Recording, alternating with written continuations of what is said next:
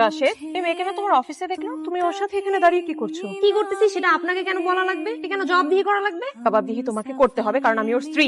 বলো তুমি ওর সাথে এখানে কি করছো? আমি ওর গার্লফ্রেন্ড। আমরা এখানে দাঁড়িয়ে কথা বলবো, আপনার কোনো সমস্যা? ফ্রেন্ড মানে?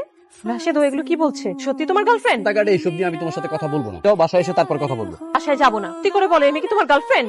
রাস্তার ভিতরে এরকম সিনকেট করবা না। তুমি আমাকে বলো এই মেয়ে কে, তো খুব খারাপ হয়ে যাবে। ও আমার গার্লফ্রেন্ড, আমি ওকে ভালোবাসি, এবার বুঝছো? থাকতে তুমি অন্য কোনো মেয়েকে ভালোবাসতে পারো না, বেঁচে থাকতে তুমি অন্য মেয়েকে ভালোবাসো, এটা আমি মেনে নিতে পারবো না। কি নেই আমার মধ্যে, কি নেই যে আমাকে রেখে তুমি অন্য মেয়েকে ভালোবাসো? এই রাশেদ, তুমি এমন আনস্মার্ট একটা খ্যাত মেয়েকে বিয়ে করেছো। ভেবেছিলাম তোমার বউ অনেক স্মার্ট। স্মার্ট খ্যাত না, আপনি আনস্মার্ট খ্যাত। এজন্যই তো একজন বিবাহিত পুরুষের সাথে প্রেম করছেন। যা করেন, একটা মেয়ে হয়ে একটা মেয়ের জীবন নষ্ট করতে চাচ্ছেন। হ্যাঁ, আমি আপনার কাছে হাত জোর করে বলছি, আমার স্বামীর জীবন থেকে চলে যান। আমাদের সংসারটা এভাবে ভাঙবেন না, আমার জীবনটা নষ্ট করবেন না। আপনার জীবন নষ্ট হলে আমার কি? আপনার সাথে বিয়ে হওয়ার আগে থেকে রাশেদের সাথে আমার সম্পর্ক। জোর করছে বলে রাশেদ আপনাকে বিয়ে করছে, সেটা আমি খুব তাড়াতাড়ি বিয়ে করে ফেলি। আমি বেঁচে থাকতে আমার স্বামীকে আমি আরেকটা বিয়ে করতে দিব না। করবেন না, অতদিন পর্যন্ত আপনি আর রাশেদের ওয়াইফ থাকবেন। রাশেদ আপনাকে ডিভোর্স দিয়ে আমাকে বিয়ে করবে।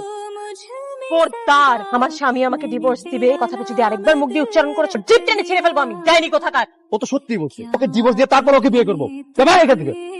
जब से तुम हो गए